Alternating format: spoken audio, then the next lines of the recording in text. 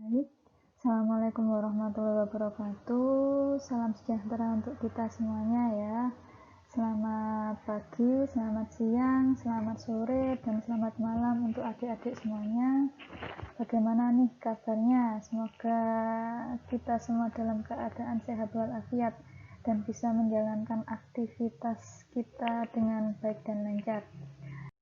Revitalisasi pendidikan vokasi, salah satunya yaitu revitalisasi SMK. Sebenarnya apa sih yang banyak terdampak dari program revitalisasi SMK itu? Jika ditinjau dari segi penyelenggaraan akademiknya, maka yang di situ mengalami perubahan-perubahan adalah pada sisi pembelajarannya, di mana banyak masukan-masukan terkait dengan program tersebut juga didukung oleh sumber daya manusianya, juga didukung oleh peran manajemennya, sehingga tercipta suatu pembelajaran yang kondusif, yang sesuai dengan keadaan saat ini, sehingga nanti diharapkan lulusannya pun sesuai dengan tujuan dari revitalisasi SMK, yaitu menciptakan lulusan yang siap untuk memasuki dunia kerja, memasuki dunia industri, juga bisa membuka wirausaha sendiri.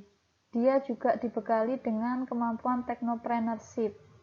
Ada 6 kemarin yang ditinjau, dan jika digabung lagi, diringkas lagi, ada 5 area revitalisasi, yaitu kurikulum, kemudian ada guru dan tenaga kependidikan, kemudian ada kerjasama dengan Dudi, ada program sertifikasi dan akreditasi, ada sarpras dan kelembagaan.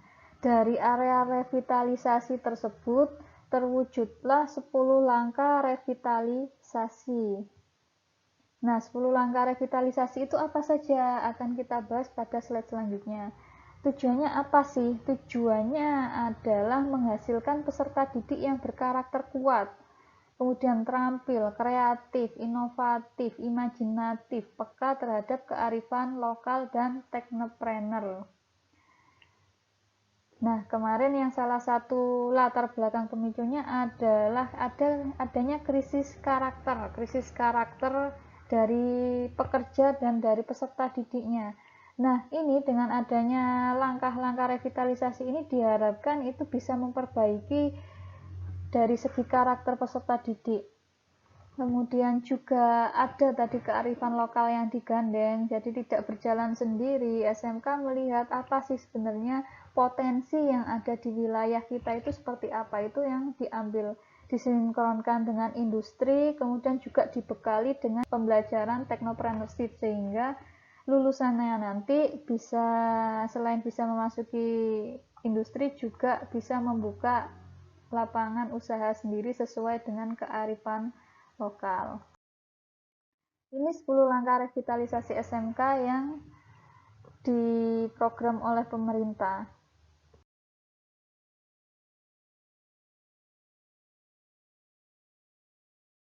Langkah pertama yaitu pada revitalisasi sumber daya manusia.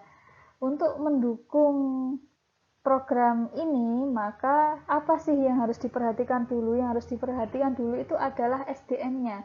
Bagaimana SDM yang kita punya itu siap memanfaatkan teknologi yang ada saat ini, siap dari segi karakter, kemudian siap dari segi kemampuan literasinya. Banyak hal yang perlu dipersiapkan. Oleh karena itu, yang menjadi poin penting adalah sumber daya manusianya dulu nih yang harus dipersiapkan, yang harus direvitalisasi supaya nanti bisa mengikuti, bisa adaptable dengan perkembangan zaman. Nah, seperti kita tahu, ini adalah perkembangan industri kita. Ada generasi pertama, ada kemudian generasi kedua, ada generasi ketiga, dan sekarang ada generasi keempat. Dan ini nanti cepat atau lambat, cepat ya tentunya ya, akan beralih ke generasi kelima. Dan disinilah maka banyak kemarin disinggung lapangan pekerjaan yang mulai hilang. karena perannya digantikan oleh mesin. Dan karena sudah tersistem, banyak pengurangan jumlah tenaga kerja. Ada top 10 dari skill apa sih yang akan kita butuhkan pada saat ini. Coba kita bandingkan dengan skill yang harus ada di tahun 2020 ini. Top 10-nya ya, coba lihat top 1-nya. Nah, di top 1 ada complex problem solving. Tetap sama, posisi pertama diduduki oleh bagaimana cara kita menyelesaikan masalah yang kompleks. Kemampuan itulah yang dibutuhkan oleh lulusan yang masuk ke Dudi. Kemudian yang kedua ada critical thinking, ada pergeseran ya. Dimana berpikir kritis ini awalnya dulu pada tahun 2015 itu masuk di poin nomor 4, sekarang naik ke posisi nomor 2. Kemudian ada kreativitas. Nah, ini ya mulai ya. Yang di tahun 2015 dulu masuk di posisi nomor 10 sudah bergeser ke posisi nomor 3. Dan ini menunjukkan bahwa lulusan yang memiliki kemampuan pemecahan masalah, kemudian mempunyai kemampuan berpikir kritis, kemudian kreatif, inilah yang dibutuhkan oleh industri saat ini. Jadi bergeser ya menuju skill yang level 1, 2, dan 3, ada pergeseran. Kemudian yang keempat baru ada people management. Bagaimana kita memanajemen orang lain, bagaimana kita memanajemen kelompok, bagaimana kita berperan sebagai manajer, berperan sebagai leader. Kemudian ada coordinating with others, bagaimana berkoordinasi dengan orang lain, tentunya ini masih berhubungan dengan skill people management. Kemudian ada emotional intelligence. Nah, tidak ada ya, di tahun 2015 belum masuk di top 10. Untuk di tahun ini, emotional intelligence itu masuk pada top 10. Karena bagaimanapun juga kemampuan berpikir yang melibatkan emosi itu berperan penting dalam kita melaksanakan pekerjaan. Emosional itu, emosi kita itu berperan penting, emosi positif dan emosi negatif ya tentunya ya. Kemudian ada judgment and decision making, masih tetap ada, geser satu level ke atas. Bagaimana kita bisa mengambil keputusan terhadap suatu kejadian yang ada. Kemudian ada service orientation, ini tukar tempat ya, yang awalnya ada di posisi 7 sekarang turun ke posisi 8. Kemudian ada kemampuan negosiasi, kemudian ada kemampuan cognitive flexibility. Nah, negosiasi yang kemarin menduduki peringkat 5 ini turun. Jadi saat ini tuh yang lebih dibutuhkan adalah bagaimana kita bisa menyelesaikan masalah yang kompleks, kemudian bagaimana berpikir kritis kita, bagaimana kita bisa menyikapi keadaan dengan kreatif, bagaimana kita bisa menggerakkan orang-orang di sekitar kita dalam pekerjaan, itu semua yang dianggap penting untuk saat ini. Nah, bisa jadi nanti ini 5 tahun ke depan beda lagi. Susunan skill apa sih yang dibutuhkan oleh dunia saat ini? Nah, otomatis skill-skill inilah yang harus diberikan oleh guru kepada siswanya di tingkat SMK. Kalau misalnya ini pendidikan vokasi, ya skill-skill inilah yang harus dimiliki oleh lulusan pendidikan vokasi nantinya ketika dia lulus dari diploma. Kalau levelnya SMK, berarti ya bagaimana ini peran guru supaya skill-skill ini tuh dimiliki oleh peserta didik kita. Itu ya. Kemudian, nah, inovasi pembelajaran ini kemarin sempat disinggung ya, ada di lini kesatuan revitalisasi. Nah, inovasi pembelajaran, coba dilihat itu poin-poinnya. Berdasarkan penelitian pada tahun 2015, peserta didik abad 21 adalah generasi yang digital native. Ada peran digital yang mempengaruhi kehidupan kita. Generasi ini menghabiskan waktu sekitar 7,5 jam per hari untuk berinteraksi dengan dunia digital. Bener apa enggak ini? Waduh, bahkan sekarang sudah lebih dari 7,5 jam ya. Bangun tidur yang dibuka gadget, sebelum tidur yang dibuka gadget. Di antaranya bangun tidur dan sebelum tidur yang dibuka adalah gadget. Apalagi ini kita situasinya mengkondisikan kita agar kita belajar dengan daring. Jadi ya bisa kita lihat sehari-hari kita bersinggungan dengan perangkat digital. Dari bangun tidur sampai sebelum kita tidur. 22% remaja generasi ini masuk ke akun media sosial lebih dari 10 kali tiap hari. Wah, 10 kali ya standarnya ya. Ini semua sudah terlewati. 10 kali itu sedikit ya, kita bisa puluhan kali masuk ke akun media sosial. Ada berita apa, kita cek di media sosial, cek di YouTube. Jadi ketergantungan kita akan digital itu sangat tinggi sekali. Kemudian menyukai pembelajaran yang menggunakan teknologi informasi, benar ya. Sekarang dikit-dikit yang menonjol adalah teknologi apa yang kita gunakan. Ada pertanyaan, kita bisa searching di Google, cepat-cepatan ya. Apapun permasalahannya, pasti nanti Google memiliki solusi. Nah, sekarang seperti itu ya. Kemudian pembelajaran konvensional saat ini yang mengandalkan tatap muka perlu diubah ke cara pembelajaran blended learning yang memadukan antara tatap muka dengan pembelajaran yang berbasis teknologi informasi. Nah, ini sudah berubah, sudah bergeser, dipercepat dengan adanya pandemi COVID-19 ini, sudah bergeser. Konvensionalnya sudah ditinggalkan karena sudah tidak ada tatap muka di kelas. Sekarang sudah berbasis dengan teknologi, baik itu blended learning seperti yang kita lakukan ini, misalnya hari ini tatap muka, minggu depan pakai Elena, kemudian tatap muka lagi, dan lain sebagainya, atau murni tentang berbasis e-learning. Proses pembelajaran tidak terlepas dari adanya generasi-generasi yang mana seperti telah dibahas pada pertemuan-pertemuan sebelumnya bahwa saat ini tuh generasi sudah masuk pada generasi Z. Kemudian ada juga usia-usia tertentu yang masuk di generasi alpha. Namun tenaga pendidiknya itu berasal dari generasi X dan generasi Y.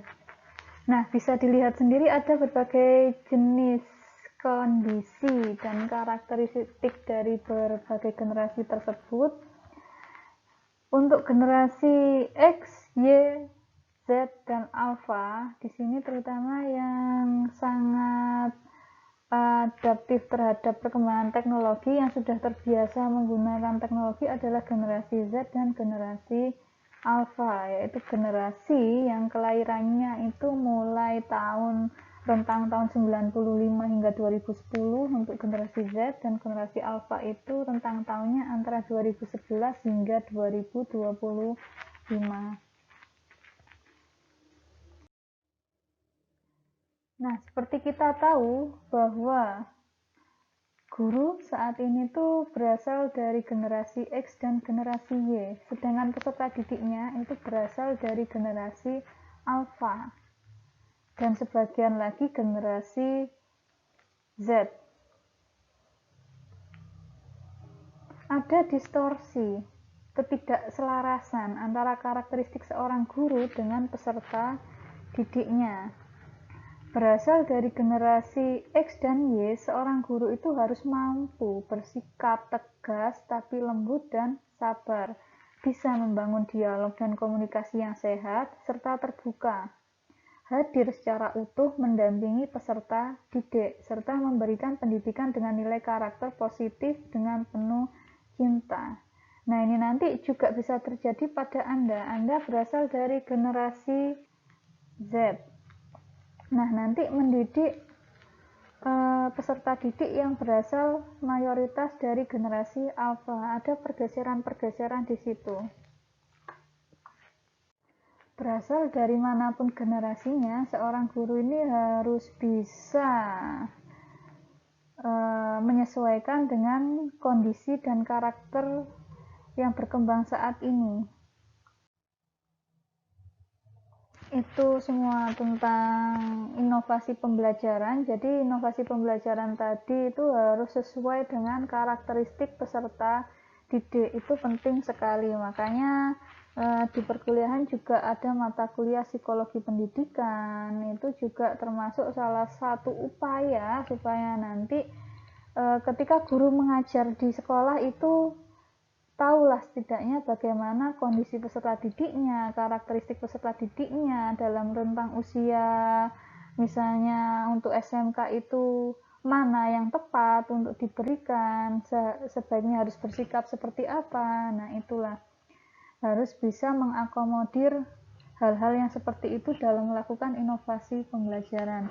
Kemudian ada langkah yang kedua, yaitu SAS berbasis SIM sekolah menengah kejuruan, sistem administrasi sekolah berbasis sistem informasi manajemen.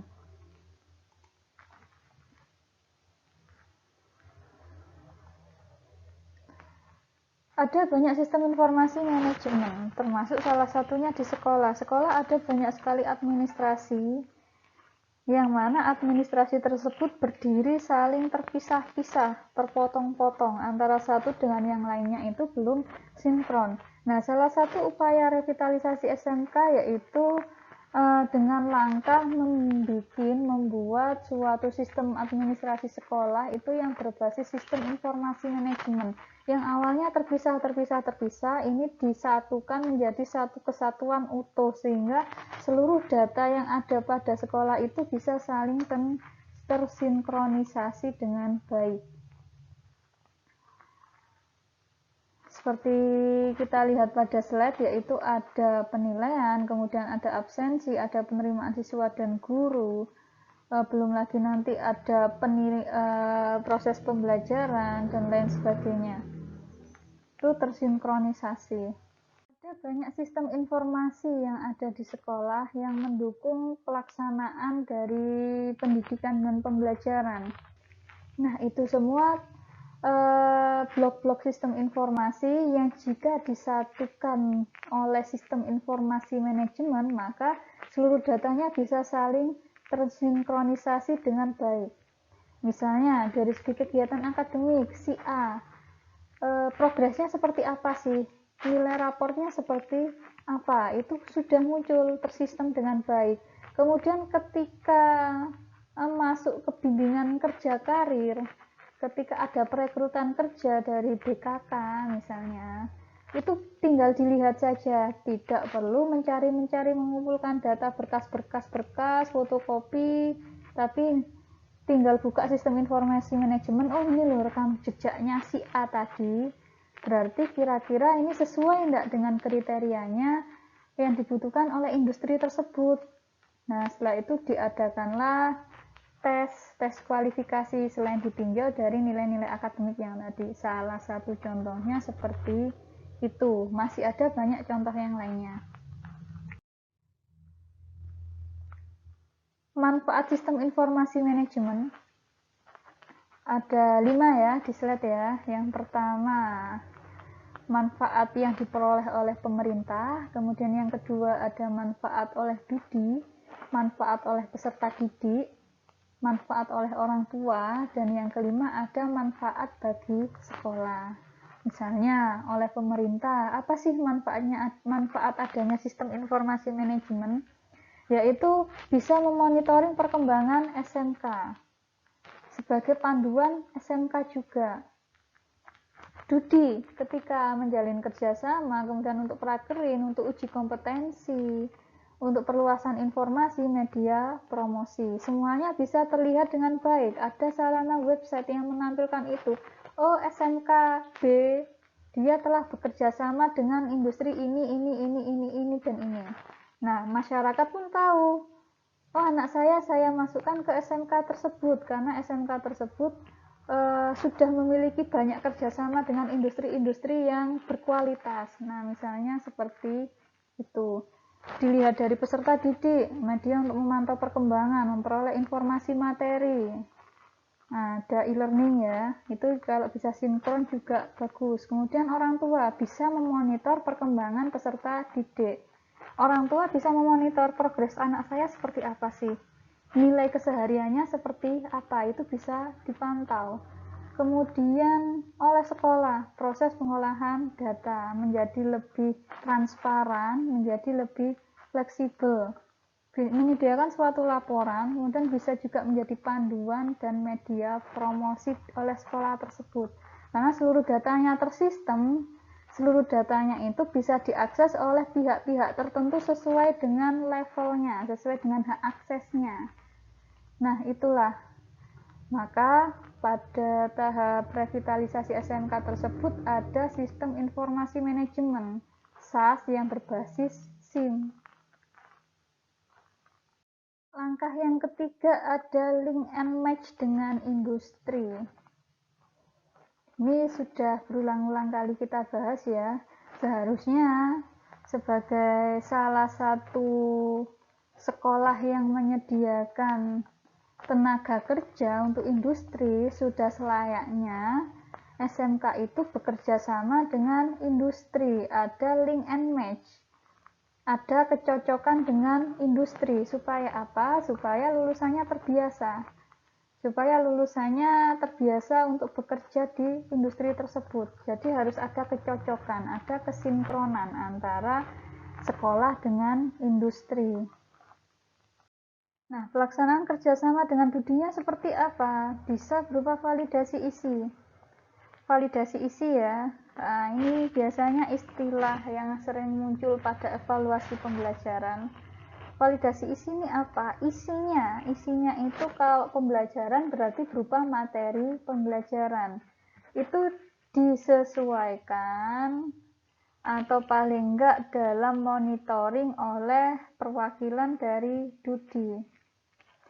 Struktur kurikulumnya dimonitoring sesuai enggak dengan kebutuhan dunia kerja. Kemudian tujuan sekolah dapat menyiapkan perangkat kurikulum pada kompetensi keahlian yang dibuka dan untuk divalidasi industri. Sekolah dapat menyerap masukan DUDI untuk diterapkan dalam bentuk kurikulum implementatif atau kurikulum industri. Bentuk pelaksanaan kerjasama juga bisa berupa kunjungan industri.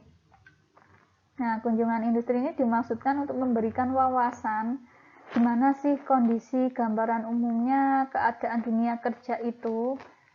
Nanti jika saya lulus, ya kalau memasuki dunia kerja, misalnya saya pengen ke industri itu, berarti ngasih wawasan nih, kira-kira industri itu bagaimana, kemudian lingkungan kerjanya bagaimana, yang dihadapi seperti apa. Itu pentingnya kunjungan industri, membuka wawasan bagi peserta didik. Kemudian juga bisa menjadi guru tamu. Nah, seperti kalau di kampus ada kuliah umum ya, kuliah umum yang mengundang dari dunia industri sebagai pengisi kuliahnya.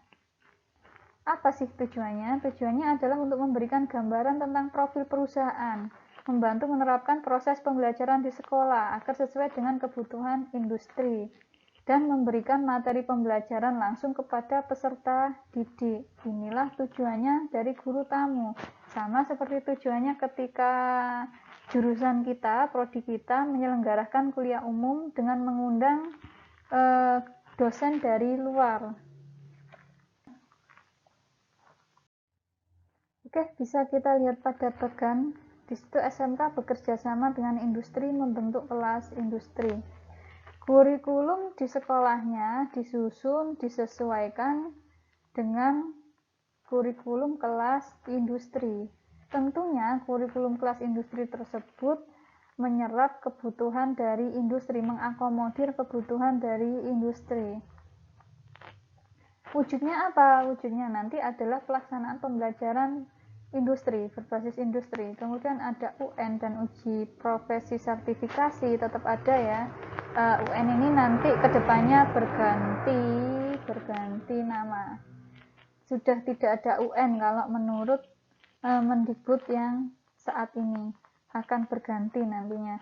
Kemudian ada tamatan yang bermutu dan ada penyaluran tamatan ke industri.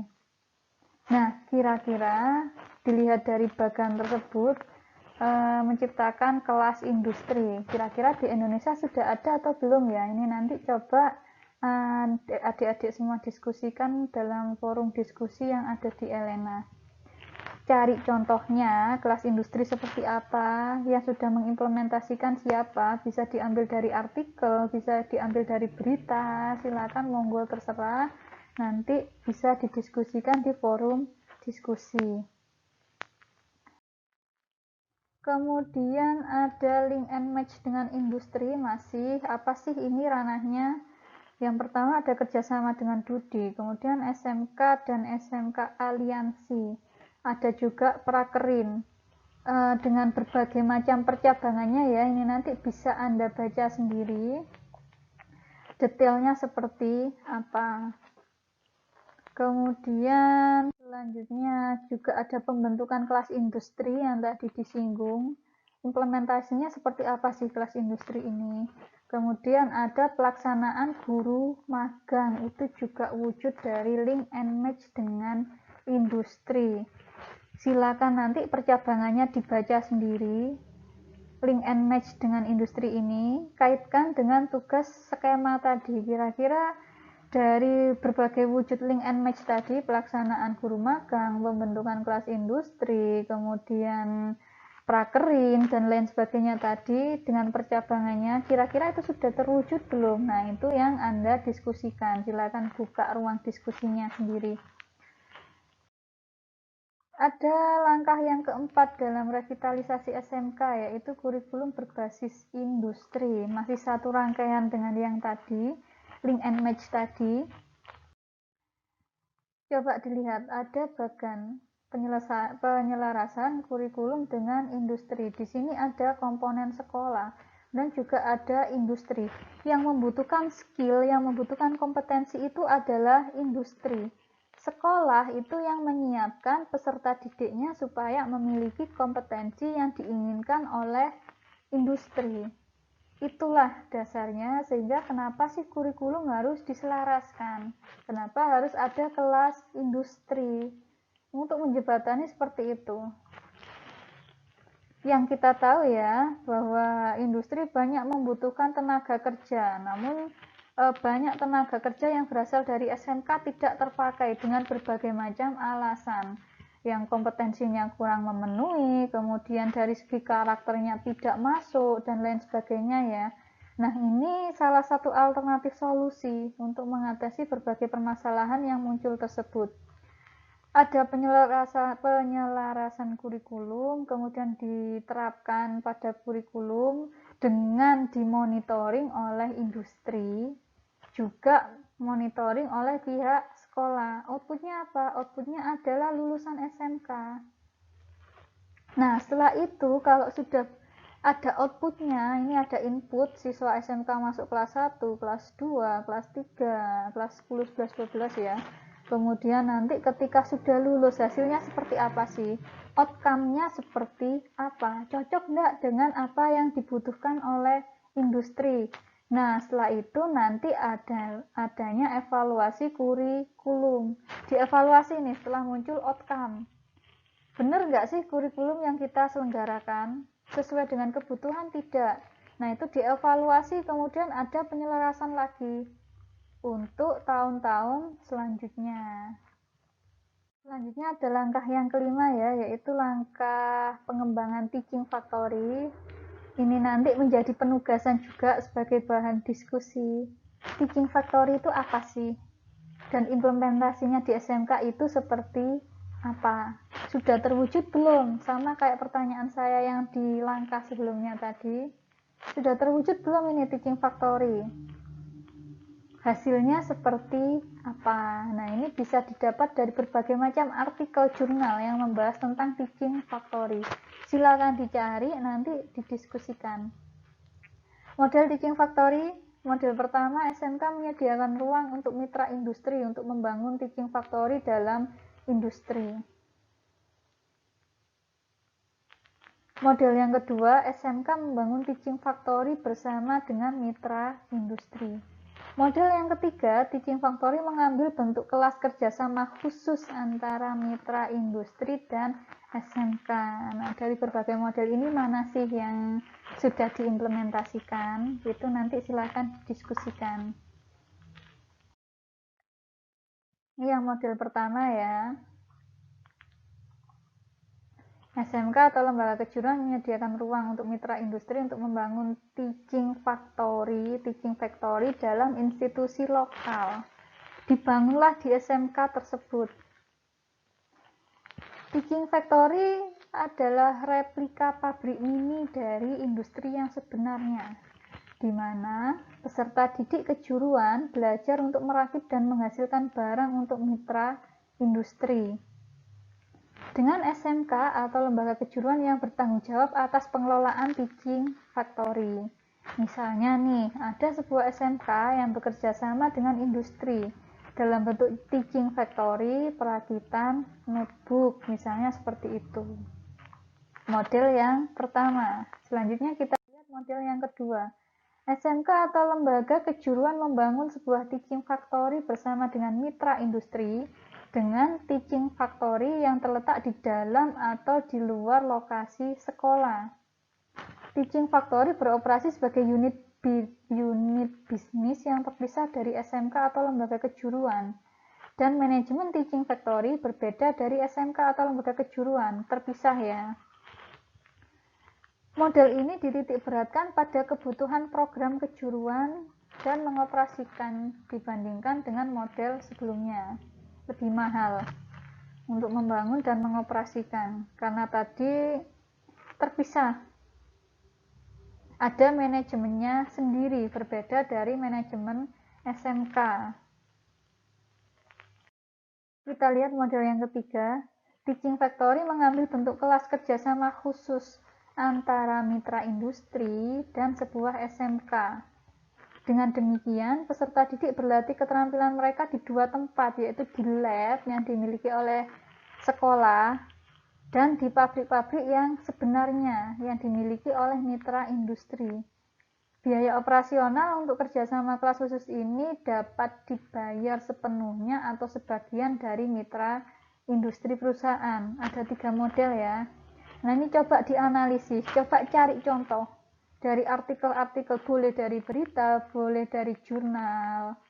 Itu nanti didiskusikan. Ini mana sih dari ketiga model ini yang banyak dilakukan oleh SMK? Sudah terlaksana belum? Kemudian kalau sudah terlaksana, ada hasilnya enggak sih? Hasil wujud nyatanya seperti apa bagi lulusan SMK? Outcome-nya seperti apa? Nah, itu yang perlu Anda cari. Ini model pembelajaran teaching factory, tahap pendahuluannya seperti ini. Nanti bisa Anda baca lebih lanjut, detailnya seperti apa. Dari kegiatan guru, kemudian kegiatan siswanya seperti apa, tahap-tahapannya seperti apa.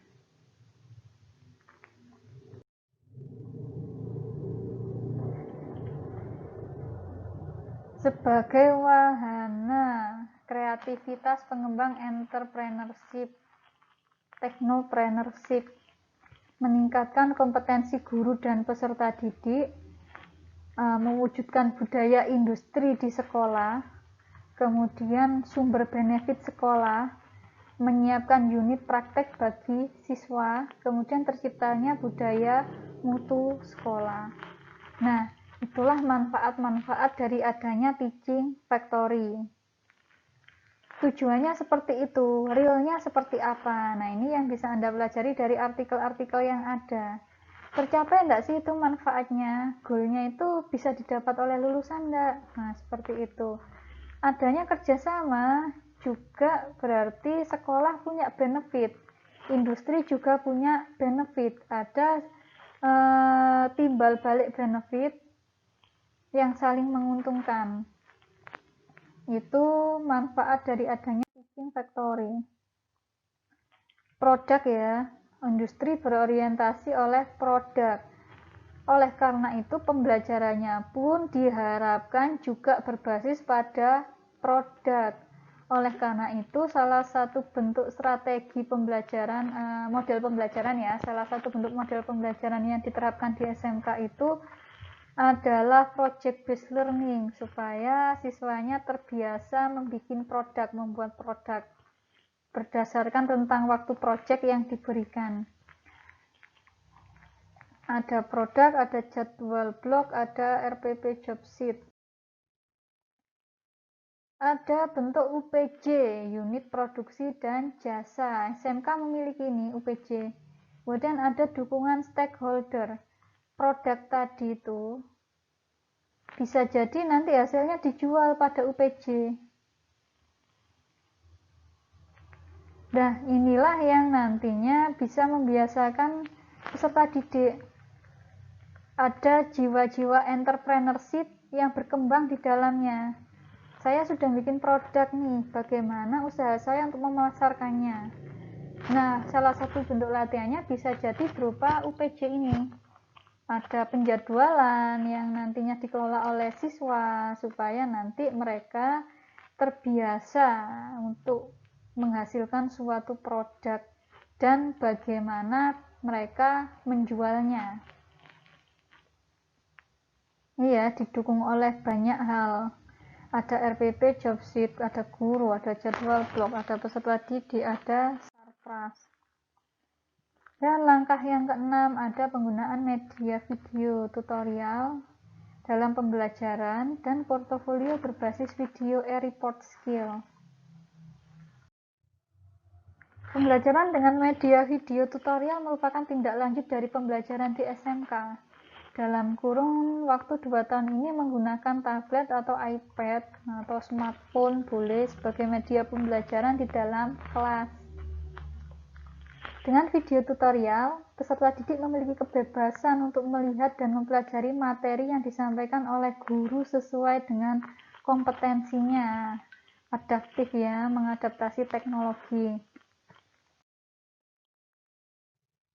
Nah, ini salah satu contohnya penggunaan video tutorial dalam pembuatan video e-report skill dari dan oleh peserta didik.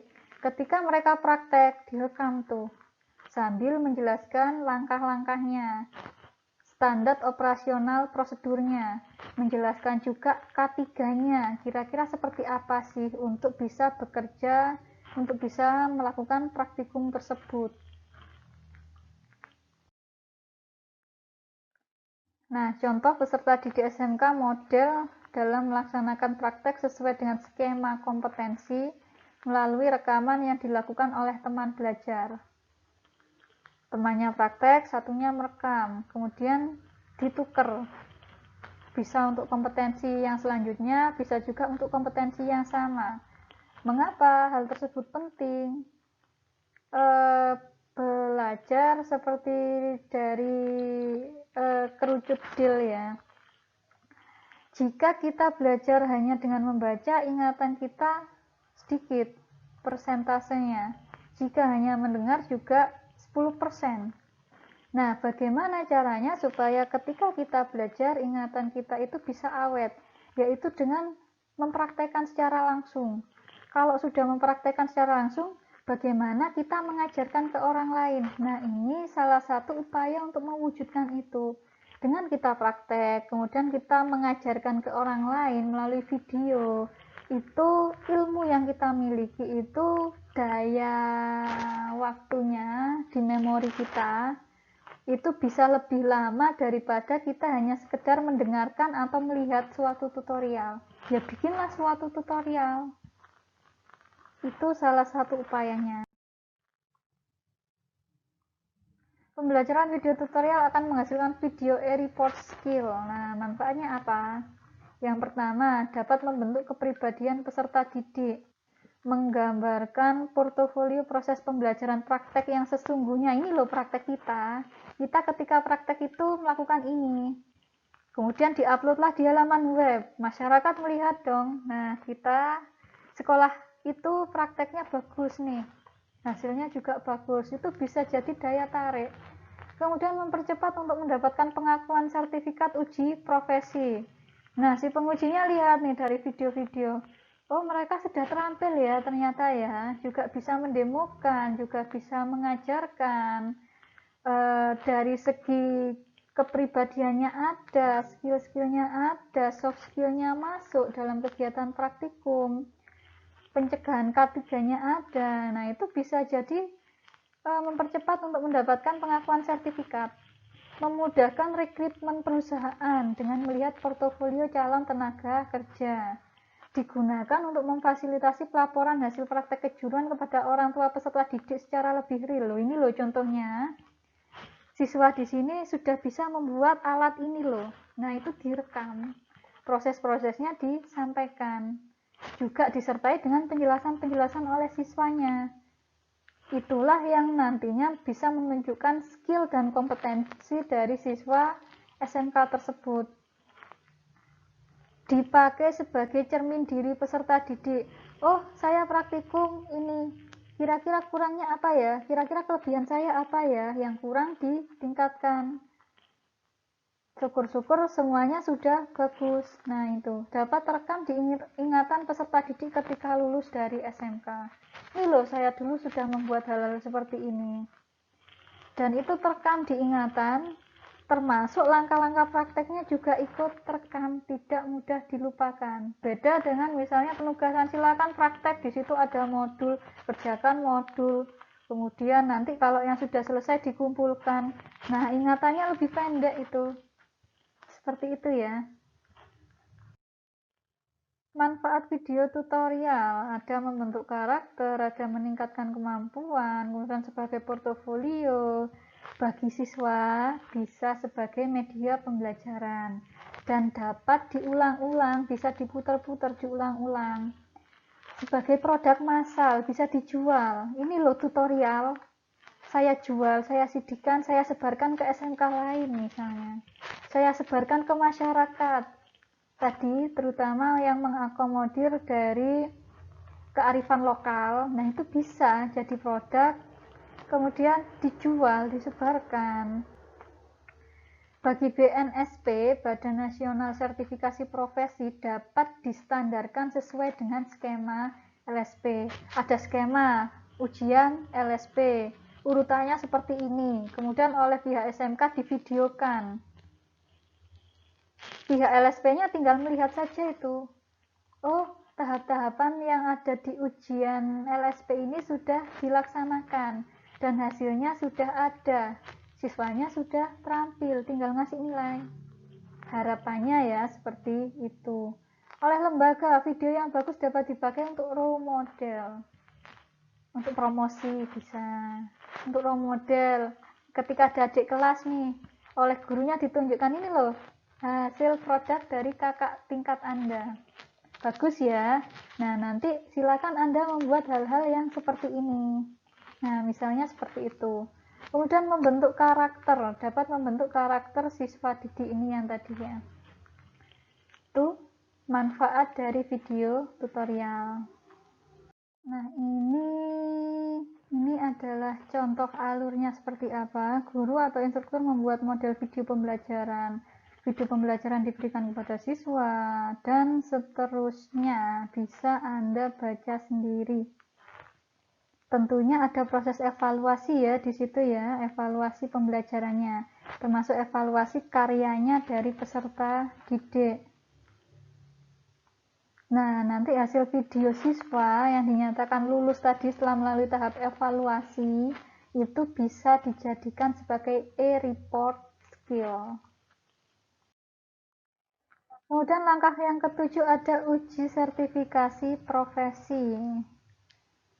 Nah, LSP ya ini ya, sesuai dengan Inpres nomor 9 tahun 2016 tentang revitalisasi SMK, BNSP mendapatkan tugas untuk mempercepat sertifikasi bagi lulusan SMK, mempercepat sertifikasi kompetensi bagi pendidik dan tenaga pendidiknya, tidak hanya lulusan SMK-nya, juga mempercepat pemberian lisensi bagi SMK sebagai lembaga sertifikasi profesi pihak pertama, LSPP 1.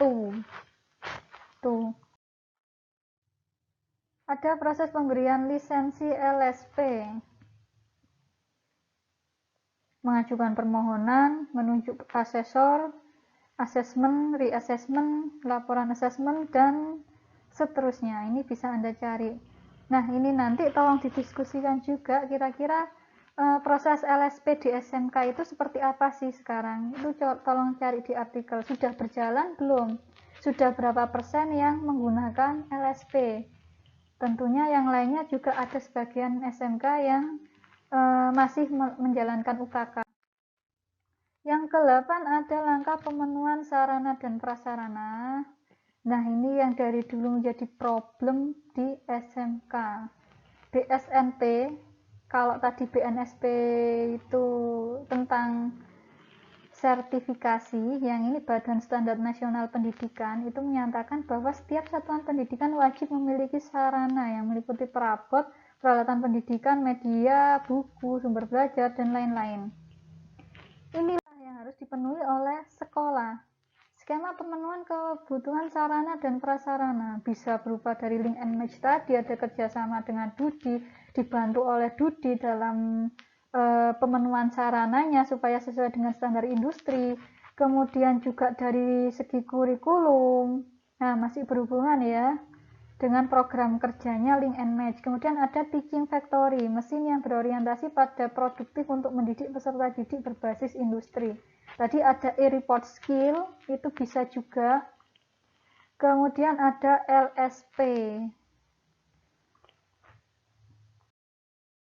Yang ke-9, pengembangan kearifan lokal. Nah, tentunya SMK-SMK itu menyesuaikan dengan kearifan lokal. Supaya apa? Supaya kebutuhan masyarakatnya terakomodir. Siswa lulusan dari SMK situ bisa terjun di lingkungan sekitarnya dengan memanfaatkan sumber daya alam yang tersedia di lingkungannya. Tujuan pengembangan kearifan lokal apa? Ada 8, itu bisa dilihat, bisa Anda baca pada slide. Akrab dengan lingkungan alam, sosial dan budaya, kemudian ada sikap dan perilaku yang selaras dengan nilai luhur masyarakat, dan seterusnya hingga mengembangkan pengetahuan. Kemudian ada langkah yang ke-10, peran SMK sebagai penggerak ekonomi lokal. Ada hubungannya dengan nomor 9 tadi ya. SMK, bisa jadi SMK-nya membina SMK lain yang lebih kecil. Bisa juga menggandeng kelompok tani yang ada di sekitar situ. SMK kecilnya tadi juga yang ada di sekitar situ. Kemudian ada UMKM. Kemudian ada retail, ada industri. Pemasoknya itu berasal dari SMK. SMK berperan penting untuk menggerakkan ekonomi lokal dengan mempertimbangkan tadi sumber daya lokal. Skema kolaborasi ekonomi sistem SMK dengan UMKM. Ini contohnya ya. Kolaborasi SMK dengan UMKM melalui UPJ, unit produksi dan jasa yang dimiliki oleh SMK. Nah, misalnya desain label, packaging, sebagai konsultan juga bisa, controlling, ini ya.